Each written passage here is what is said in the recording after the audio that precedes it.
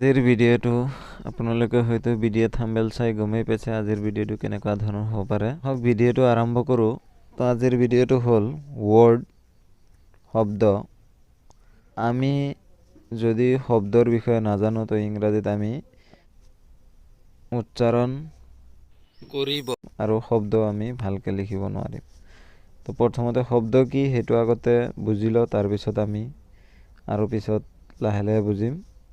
তো ইংৰাজী বৰ্ণমালাত আমি সকলোৱে জানো যে 26টা আখৰ আছে আৰু ইয়াক ইংৰাজীত কোৱা হয় এলফাবেট। ইংলিছ লেটাৰ অৰ এলফাবেট। ইংৰাজী বৰ্ণমালা 26টা আখৰ, তাৰে 3টা ভাগত ভাগ কৰা হৈছে।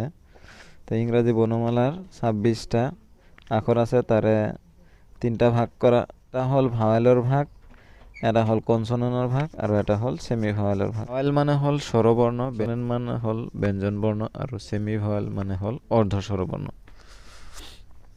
তো ভাৱেল হ'ল 5টা, এ ই আই অ ইউ, আৰু কনচনেন্ট হ'ল 19টা, B C D F G H এনেকুৱাকৈ তলত দিয়া হৈছে।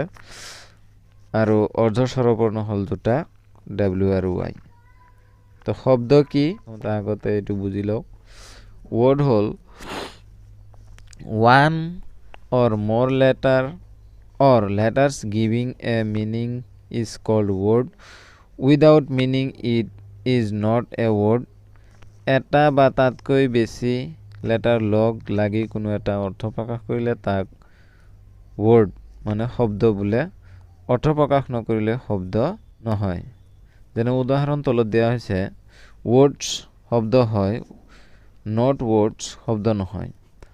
তো আপোনালোকে ইয়াতে চাব পাৰিছে বুক এইটো এটা অৰ্থ প্ৰকাশ কৰিছে, সম্পূৰ্ণ অৰ্থ প্ৰকাশ কৰিছে।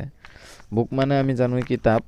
আৰু 2 নম্বৰটো দিয়া আছে OOKB, এইটো কি হৈছে এইটো আমি কিন্তু বুজি পোৱা নাই, কিন্তু এইটো কিন্তু কোনো শব্দ হোৱা নাই।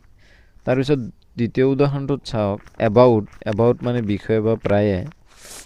2 নম্বৰ নট ৱৰ্ডছ শব্দ নহয়, ইয়াতে চাওক BAOUT, এইটো কোনো ধৰণৰ শব্দ হোৱা নাই আৰু এইটো কোনো ধৰণৰ অৰ্থ প্ৰকাশ কৰা নাই। তো আমি গম পালোঁ শব্দ মানে কি আৰু শব্দ কেনেকুৱাকৈ। কেতিয়াবা এটা শব্দ অৰ্থ প্ৰকাশ কৰিব পাৰে, কিন্তু শব্দ হ'বলৈ হ'লে আমি কি কৰিব লাগিব, অৰ্থ প্ৰকাশ কৰিব লাগিব, তেতিয়াহে ই শব্দ হ'ব। যদিও অৰ্থ প্ৰকাশ নকৰে তেতিয়াহ'লে ই কেতিয়াও শব্দ হ'ব নোৱাৰে।